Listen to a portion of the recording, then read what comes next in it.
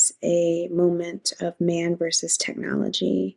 Here we have a gentleman who thinks is about to achieve technological greatness, yet this technological advancement is even too forward for even his own hands to take care of. And it actually ends up taking over him. And it shows us this moment of how, in a sense, at times we fall into this moment of this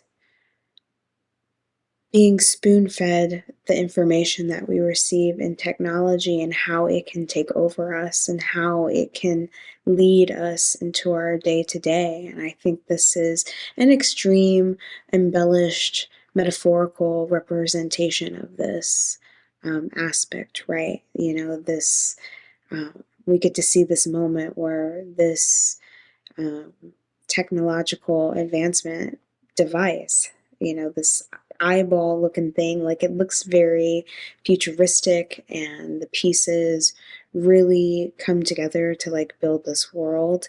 We're in his laboratory, so to speak. It's kind of giving us these elements of, Frankenstein and bringing something to life, um, and becoming like a walking zombie almost as someone takes over you, a form of possession, so to speak. Even though the ending of this you could see from the beginning, it still haven't had an oh damn effect when you saw it because it was really well done. The script was well written, the effects were amazing, so even with a predictable ending, it still surprised you because you saw it happening. It's one of those things where you kind of want to know if this can be moved on, if the guy ever gets back in his body or if he's just royally screwed. So why would Iris come back and ever turn him back on? It's a film that has a lot of nuances with it, relationships with machines, with how machines can take over people. There's a lot of these different nuanced themes to it. It was a really well done film. I was really impressed by the level of technology that they were able to put into it, the level of special effects to make it seem like a real world. I loved this. I thought this was so interesting, so fascinating. Really liked that it was actually like, I don't know how to exactly phrase this, but he was referring to her as a female, as like a she, and I actually really enjoyed that. The idea that this like female, even though they're AI, so or a robot, so there's questions about the gender, but I really loved the idea that this like female robot was taking over this like male scientist's body. I think that that's just fun.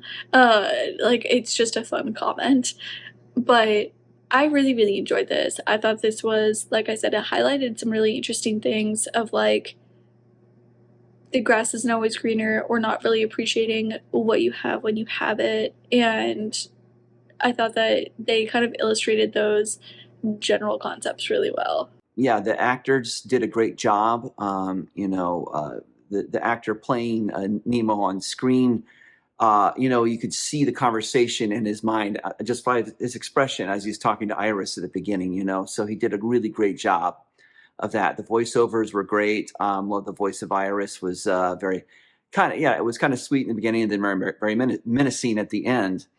But yeah, I'd be curious to see how much more this plays into the mythos of Captain Nemo, where this would go. I would hope that this could be turned into a series or a feature film. That would be amazing.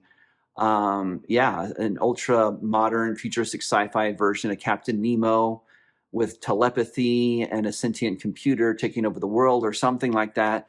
It was a really cool idea.